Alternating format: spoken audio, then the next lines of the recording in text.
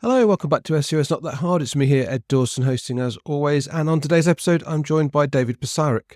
He's a design and programming expert who's been smashing the non-profit sector for 30 years. He's taught at college level and he's found his passion for sharing knowledge while helping his clients transform their digital presence. So as the founder of Wow Digital Inc., David and his team have completed over 225 projects in the last 5 years, bridging the gaps between IT, marketing, communications and fundraising to streamline operations and drive digital success, particularly for non-profits.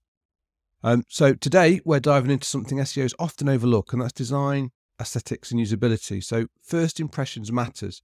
And David is going to tell us in a bit how users decide in just over 0.05 seconds whether they trust a website. So that's real first impressions. And we'll cover how design impacts conversions, why accessibility is crucial for both SEO and user experience, and how to create high converting landing pages. Plus, we'll discuss mobile first design and the role of AI in web design and the biggest mistakes to avoid.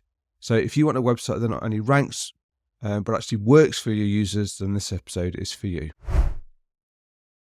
So, hi David, thanks for coming along to the show.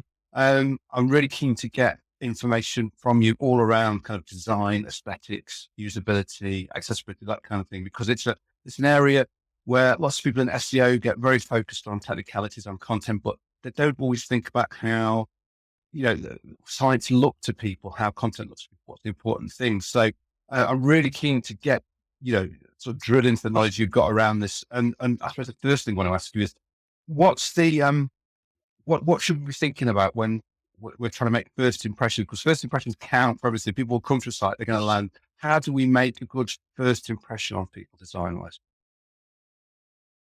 Thank you so much for the welcome, Ed. Hi, everybody that's listening and tuning in.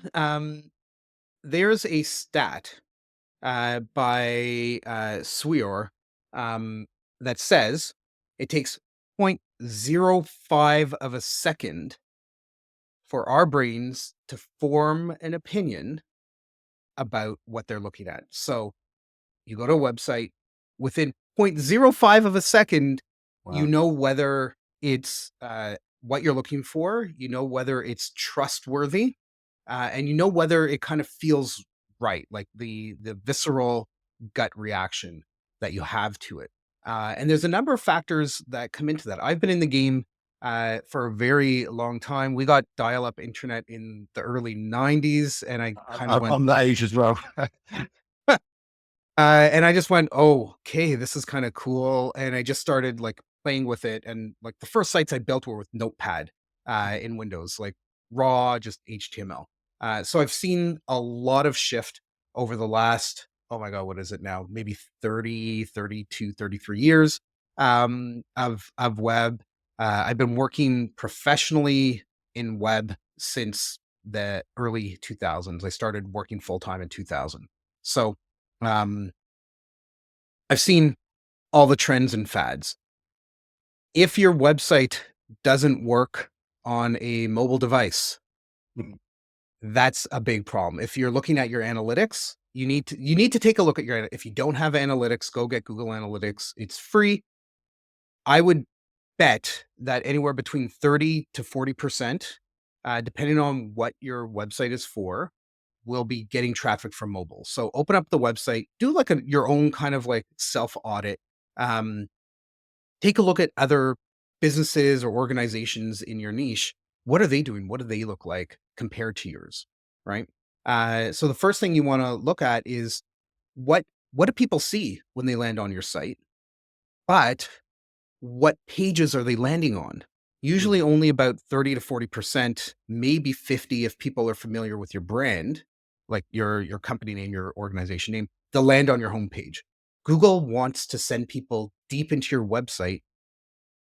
It used to be that Google would send people to your homepage and then they had to navigate to get, and the rule was like 3 clicks, right? Mhm. You should always be able to get wherever you want within 3 clicks. And that's where like drop down menus and all that kind of came from, because it was fewer clicks for people. But Google over the last decade, probably a bit longer than that, now that I'm thinking about it, wants to send people to the content they're actually looking for, Right. right? So most websites, it's usually like 5 to 8 pages that get the most traffic. So what do Like the people see when 80%. they land on those pages? Sorry, Ed, go ahead. Yeah, like the 80-20 rule, you get 80% of your traffic probably comes from 20% of your pages. I would say maybe more like 5% of your pages, Right. depending on the size of your site, right? But Yeah. yeah, that's pretty much what it is. So Yeah. what are they actually seeing when they land there, right? Mhm. So for your homepage, for example, you don't want to talk about and I met with a client last week, or prospect actually last week, who their website, when you went to their homepage, talked all about what they do, right? It's not really engaging, right? You Mhm. want to frame things in a way that makes people understand what you do, but that it's for them, Mhm. right? So if it was like a dentist's website, or maybe not a dentist website, yeah, sure, we'll go with the dentist website, right? Maybe they're a pediatric dentist, right? We've helped I don't know 2,700 children over the last 10 years with their teeth. Okay, not bad, pretty compelling. Um, but we will help you with your children's dental needs is, or instead of we will, helping you with your children's dental needs really engages them more and creates um, an empathetic hit with them subconsciously that will Mhm. make them go, oh, okay, like I'm interested. I want to find out more. So that's more about making it about the customer rather than about yourself. So put your customer first there rather than, yeah. So it's all about how we can help you, how you can be helped by us rather than, so, oh, this is, yeah, yeah, I see what you're saying. Yeah. Yeah. So it's getting that messaging across in the first instance. Yeah. Mhm. Right. So that's part of it. The other part of it is, what does the website actually look like? Mhm. Right. We've done an audit of somewhere close to about 500 websites over the last 3 years or so. And websites look old and dated. So, for example, maybe the website was built 10, 15 years ago and Mhm. you just Yeah. kind of Yeah. left it there and you didn't really do much with it. That's a problem because your competition is staying up to date with modern design, Mhm. look and feel. Mhm. Also, color palettes, right? That changes every year. I think Pantone comes out with a color of the year every Yeah. year. I think the one for this year is actually really kind of gross looking, but um, I have no say in that whatsoever. Yeah. But staying up to date, and I'm not saying you need to rebrand your organization year after year after year, but you can introduce tertiary colors into it. You can, if there's a big trend where you have a black and white photo and all of your photos are color, right? You can apply some style sheet to that to change it to black and white, or you can reshoot. Maybe there's a specific style of photo or angle or things like that if you're into like architecture, for example, right? So I think staying up to date with the look and feel is important. Staying up to date with the current trends is important, um, but also knowing your audience. So I worked at a hospital that was focused on geriatric care. Mhm. Very different audience than where I came from before that, which was university. Right. I worked at a college and university. Uh, you're hitting like younger ages for the people, so you need to be maybe a little bit more trendy, or you need Mhm. to be in. Maybe you need an app because that's the right thing for your business based on the persona that you're trying to connect with, and that's kind of like the next piece of this, which is identifying who your audience is. And I know this is like a little bit off topic, but super related. Yeah. Work. No, no, totally works. You need to know who your primary, secondary audiences are. Mhm. And maybe you have two or three primary audiences. That's okay. But Mhm. what motivates them? Yeah. What drives them? What is going to make them want to buy from you, get your research from you, interact with you in some kind of way, shape, or fashion, ideally to get their email address, their coveted golden email Yeah. address, right? So Mhm. that you can market to them or you can Mhm. fill them with information, with insight. If you're a nonprofit, we work a lot with nonprofits. What the impact is that you're having. What are those points that are going to really resonate with them, Mhm. that will get them to keep you top of mind Mhm. and to come to you for whatever it is that you do. Yeah, yeah, yeah. So it's all about appearing for the right people, the right message, and with the right kind of, I don't know if the word tone is right, but it's the tone of the look, the tone of the sound, that meets. So yes, I can imagine, like, yeah, if you're working for a geriatric hospital, people are looking at geriatric hospitals are going to be of a much older age, than people looking at universities. But I suppose in the middle, you've probably got parents and children, like obviously the children, the older people, and the parents of the younger people. There's also an audience. They're like your secondary audience. You've got to hit in that. So you've got to try and make sure you get the right. Yeah, yeah, okay, yeah, I can see that. Yeah, yeah, yeah. That's a really interesting way of thinking to start about it. So if you've got that now, we've got that look. We know who we're talking to. Um, what we're obviously coming on to that kind of usability, user experience kind of thing. So what I suppose what's really what are the key things you guys think about when it comes to user experience, especially things to maybe to avoid? And are there any kind of like red flags user experience wise you've got? And what would you say are the key points you've got to look for when it comes to that kind of UX, UX point? Yeah. So an interesting, I've got two stats for you kind of around this. And it really comes back to the use of mobile devices here, Mhm. which is Data Reportal. They did a survey, and 96.5% of internet users are using their phone in some Mhm. kind of way, right? Think of sitting on the couch, you're watching a movie, or you're watching a show or a sporting event or whatever it is, and you've got your phone beside you and it dings, you get that dopamine hit, you pick it up, you use it for something, or you're playing games on it, right? So we've all got these devices, for better or Mhm. for worse, Yeah. at our side a Yeah. lot. Mhm. Um, Data Reportal also, in I think it was the same report, said that 58% of global website traffic is from mobile devices. Mhm. So we need to optimize for the UI of mobile devices. We had, not we had, we have a really amazing client. They've been with us for a couple of years, and their website was designed for sideways scrolling on desktop. Mhm. We're like, what? No, nobody is swiping on Yeah. desktop, right? Yeah. On mobile, sure, it's really easy to flick with your thumb. On Mhm. mobile, it was the inverse. So on mobile, you had to swipe up and down, and it Right. was like, Interesting. this is this is a really weird interface. So we just like rebuilt everything for them. There's an occasional slider with a sideways, but everything is just regular up and down, uh, because that is what people are used to when they're browsing a website. As soon as you start introducing a different way of interacting, it becomes maybe confusing but hard and difficult to use, Yeah. right? Um, so follow the trends of the big businesses. Like, what is Amazon Mhm. doing online? What is Microsoft doing online? Apple, et cetera, and follow suit, because they're the ones, they're spending billions of dollars on research, making Yeah. sure that what they're doing is optimized Yeah. for user experience, because Apple doesn't want people to have a hard time using their product. They actually pride themselves on making amazingly easy to use systems, platforms, Yeah. devices. So I did piggybacking on their research they put in. So they spent all this money researching. If they're doing it that way, it's for a reason. It's because they know it works. So it's like follow the design patterns that these big companies are using when it comes to designing your UX. Implement the things they do.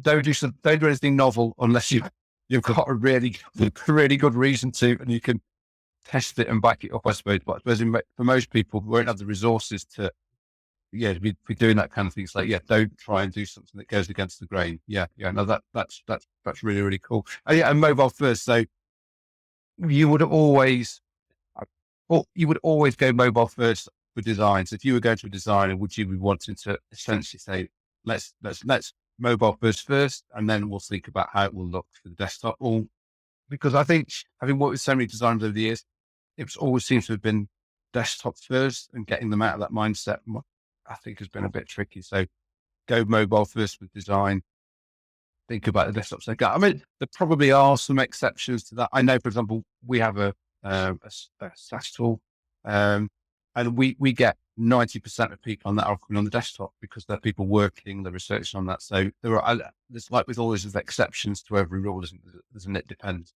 We've got other sites which are consumer focused, and then 90% plus mobile. And the desktop's just a complete afterthought, so yeah, it's just, so I suppose again, we're going back to checking out where your audience is coming from and what those personas are. Yeah. Okay, cool. Obviously we're an SEO podcast. So because over many, I say 20 odd years of SEO working with designers, at times I've had to say to them, we can't do that, or well, not that we can't, obviously we can. They've never designed something we can't build, but sometimes it's a case we have to say to them, yeah, we could build that, or you could do that, but it would have negative effects SEO wise because of the way Google crawls. I know it gets better nowadays and this has changed over time. I mean, I remember way back in the day, there was lots of Flash. Designers at one point in the early 2000s wanted to do everything in Flash, and that was death for search engines because fortunately Flash is long dead. But what nowadays are the kind of design choices that you want to avoid that could negatively impact your SEO? Yeah, there's a lot, I guess, to unpack with that. And what I want to kind of talk about with the whole SEO conversation is there's a number of factors that affect your ranking, right? Mhm. So you've got the speed of your website, right? Your first what is it? What do they call it? It's something with I forget the actual words, but with CLS and like Yeah. first paint and all of Yeah. that type of stuff. So that will affect your rating. So there are some technical things that need to be done to the websites that you're working on or you're building to help with that. A lot of times it comes down to an underpowered server or a server with like thousands of sites on it, so you can't dedicate the resources to it. So making sure you've got a powerful enough back end. So that's the first thing I want to mention there. The second thing I want to mention is around accessibility. Um, Inherently, and it's kind of interesting, but if you make your websites more accessible, they tend to rank higher than websites that aren't, because you can do some kind of like white hat SEO kind of tricks in the site. So one of the big culprits that we've seen with our clients is alt text on images, right? So if anybody doesn't know what accessibility is, not everybody can see, right? There's blind users out there that use the web. They don't typically use a mouse for browsing, right? They'll use keyboards, they'll use screen reader software. There's one person actually that joined my webinar about a year ago who had like a Braille output device Wow. where like it would just take it and turn it into Braille. I'm like, oh, that's really kind of cool. That is clever. I'm super geeky, so like I found that cool. But Yeah. if you have an image on the page, you need to have alt text so that the screen reader software, the Braille software, will read it out to the person so they know the context of the image, as opposed to it being like the file name, like img_975.jpg. That's useless for anybody. But if you can insert the keywords that you want to be found by into the alt tags where it actually works organically. You don't want to just like keyword jam the alt text or the long description or anything like that on images. But inherently, Google is using the alt text for images to show up in image results, but also will help with page results. So that's kind of one of those little, I guess, tricks that you can use there. But yeah, in terms of SEO, I don't know, Ed, if I've touched on answering what it was that you were asking about. Yeah, well, I mean, that was definitely something to do. Like, do use alt text. Yeah. And like I say, the accessibility making, I know we've done this in the past on sites. You have to make sure that you can navigate using the keyboard.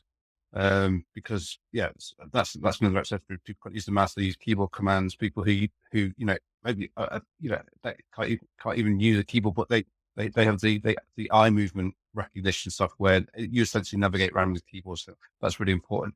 I just wonder if there were potentially any things, kind of red flags that people have done on sites nowadays where the design it might look nice for a design, but it has had a negative effect on SEO. Things like, is there anything there? If not, I know Google is getting smarter than it used to, because it renders pages now where it didn't used to. It used to all be about the HTML, and obviously, but now they'll render it, and then JavaScript used to cause issues. I know it's becoming more flexible, but I wonder if there were still any red flags that you could think of. You want to make sure you've got like the proper headings in Mm-hmm. place as they need to. For accessibility, they need to kind of ladder from like H1, H2, H3. You can't go H1 to H3. Yeah. The headings are important for SEO because it gives context Mm-hmm. for it. I find that from an SEO perspective, a lot of organizations are not, and businesses, that they don't have like a blog on their website, right? Google is actually ranking sites higher. One, if they're mobile friendly, because they're sending more people are using mobile, so they right. Okay, I think I've talked enough about the importance of mobile, but um, if you are consistently and frequently adding content to your website, so think of a blog, and they don't have to be big. We're talking like 500-600 words. If you can do it weekly, that would be ideal. If you could do it a couple times a week, great. If you can only do it once a month, I would say that's kind of like the minimum. But Google wants to see that you're adding content and you're updating content on your website on a regular, consistent, frequent basis, even if it's just rewording a sentence on your homepage or two sentences, so you have the same context. You can use AI for that. You can take it, put it in, go reword this, give me 5 options, pick the one you like, put it in, right? Tweak it a little bit.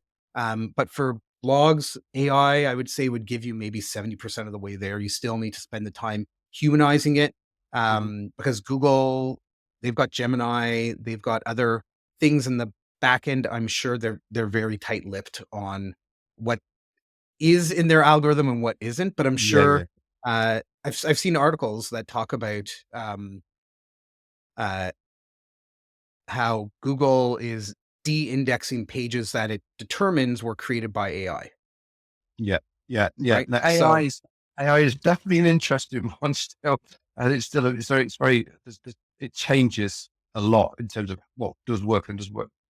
It's an interesting topic, actually, AI.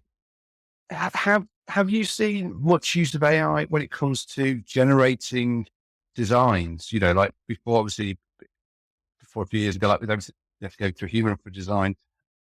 Is there what's the landscape when it comes to AI and creating designs and modifying and generating designs, that kind of thing? I think it's very, very far from good. Hmm. I would say it's really, really, really poor. The way we've been using AI at my agency, probably close to about 4 years now, and we've been using it for brainstorming, for troubleshooting, for developing some code, for spreadsheet formulas, for Hmm. content development, all kinds of stuff. And we did try it for design work. What we found is there's I'm not going to name names, but there are some websites that you can go to, and we'll create a AI based uh, social media graphic for you every day. We'll give you 10, we'll give you 20, whatever it is. We tried it a few times. They are all templates. The only thing it does is it changes the color, changes the copy that goes in, uh, but it's basically the exact same graphic. We've tried some of the web page generators. They're mediocre. They don't output what I would think would be something that I can sell to Hmm. somebody, or even something that I would like build a landing page for somebody for free or something. It's not good enough quality yet. What you can use it for is to do research. So, hey, we're building a landing page for X. We can go back to the dentist, right? We want to build a landing page for a dental clinic to for a new patient promotion. Cool.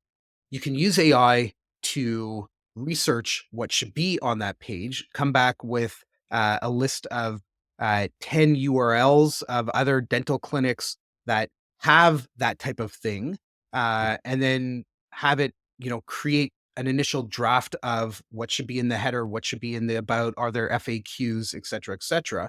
But to put that all together, I haven't found a way to do that yet. Yeah. That could come next week. That could come in 5 years from now. Yeah. That's the thing. I find, like you said, we use it for lots of things, but when it comes to front facing stuff, for content, for that kind of thing, it's not there yet. And that's not to say it won't be, because things have changed a lot in the couple of years since ChatGPT came out. But yes, it's not there. So I thought it's interesting that you concur on that. One thing you just touched on there was obviously landing pages, and obviously the core purpose of, well, most websites are to convert people. There's a business goal behind a website. So this is a key thing why I think design is really important, because persuading people to take the action that you want them to take, which will benefit them. What's your approach to building landing pages, the kind of calls to action, and lead magnets and that kind of thing? What works well for people? Yeah, I have a little bit of a framework and way that people should think about calls to action. So the first thing is you want to make it very obvious what the call to action is. It needs to look like a button. Mm-hmm. There's stats that I can give you around, why that's important and how much more traction that you would get with that, like CTAs that look like buttons, that look clickable, will increase the click-through rate of by 45%, Wow. right? Yeah. So as opposed to just having like a blob of text and you've got a word in there that's linked, right? Make Mm-hmm. it look visual. And the way to do that is if you complete this sentence. So I want to blank, Mm-hmm. right? I want to buy a new pair of shoes. The call to action would be buy a new pair of shoes, right? Mm-hmm. So that's kind of the first thing to think about is what is it that you want people to do? And then Mm-hmm. what is the wording that will get them to do that? Unfortunately, people don't really want to think when they're looking online. Maybe that's like the start of the demise of humanity. I don't know, but we don't have to get there, obviously, in this podcast. But people don't want to think. Make it easy for them to take whatever that next step is. Mm-hmm. You don't want to repeat the same call to action through the page. It can take you to the same thing. It could be like a Calendly booking form, or it could be a checkout. It could be a whatever. Reword it, have it different throughout Mm-hmm. the page, because people are at different points in their life cycle journey with you, Yeah. right? And they might not be ready to book a consult, but they might be ready to sign up for a newsletter for information, or they might be willing to read an article, Mm-hmm. or something like that. Okay, so earlier in the episode, I was talking about talk about your audience, not about you. So you want to have something there. You want to have a call to action. You want to talk about the benefits of X, Y, and Z. You want to talk about maybe the process of what it is that you do, how you do it, why you do it, right? Mm-hmm. And then continue those call to actions. Okay, cool. So you mentioned there, like, the different people want different things at different times. So would that be like it's almost like a conversion ladder? So if people are coming at different points in the funnel, the first people you want them to read an article, and then further along you might want them to sign up for, you might offer them some tips, like I have an SEO tips called back on my website. So that's where people don't necessarily want to get in touch, but for a strategy session or anything like that, they can, oh, well, I'm interested in the tips, and then they'll read the tips, and then because they come back later, they go, after different things, is it like creating a sort of a conversion ladder? So, right, I've heard someone once say, it's like when you first meet a prospective partner, you don't immediately ask them to marry you. Yeah, you start off small and you work your way up, basically over a period of time. So is it like thinking in terms of, yes, work out who your prospective customers are, where you want them to get to eventually, and some might get to different levels and just work out that level rather than being wham. The only thing I offer is this big, super expensive package, and that's all I'm going to sell you. You're going to offer people different things with different costs and values along the way. That's where it's important to understand your ideal customer and the persona that you're trying to interact with, right? Is what do they want at that point in their journey, right? So if it's like a lot of websites, like these are our latest blog articles that we have, right? When they're on that, right, have an option for them to subscribe to get it into their email instead of having to come back to your website. I think there's a lot of opportunity to market and remarket and connect with people in a more meaningful way than just like buy now.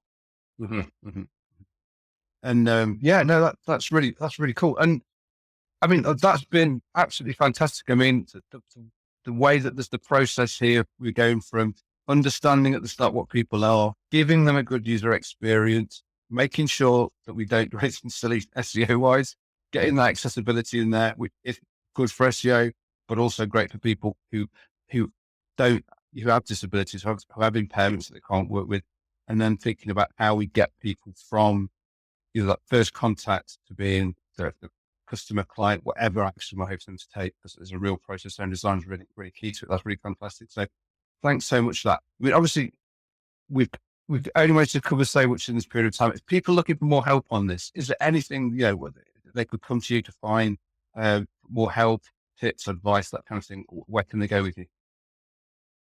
Yeah, thank you so much, Ed. So I actually do practice what I preach. So the easiest way to get us is if you're looking for insight, if you're looking for tips, head over to wowdigital.com. You'll see right there the messaging that we talk about. We work primarily with nonprofits and charities. We do work with some select agencies, some select businesses and consultants as well. So come check it out. At the end of the day, like the work that we do, it doesn't really matter the sector. So we're just like focused on the nonprofits because we love helping. And that's kind of like our goal here. But yeah, wowdigital.com. You can check out all the content there. You can book a free consult with me as well. If you'd like an audit of your website, we do free audits. And the link for that is wowdigital.com/audit. Pretty straightforward and Yeah. easy. Come book a consult. Happy to, chat with you and connect. Brilliant. Thanks very much. Well, I'll make sure that all those links go in the show notes so that people, if they didn't catch it in the thing, just go look at the show notes. They'll all be there. And yeah, all the things leaves me to say is, thanks, Quinn, on David. It's been brilliant. And thanks very much. My pleasure. Have a great day, everybody. And as I always kind of say at the end, keep on being successful. Good advice. Thanks very much. My pleasure. Well, I hope you found that as fascinating as I did. I think I learned quite a lot there, and there's a lot to cover, a lot to think about when it comes to design, aesthetics, usability, and SEO. We mustn't forget it. It's something really important to sort of keep top of mind when we're making any decisions on what we do with our website. So, really great that David came on, and that was fantastic. Now, I'm looking for reviews. If anyone's got reviews, want to give us feedback, you can now go to ratethispodcast.com/SEO. Which is a real quick link that will help you find the right place to leave a review of the podcast. We're always trying to get more reviews, boost our visibility, get to more people. The more people we can help, the better. So that's ratethispodcast.com/SEO. Also, that's in the show notes.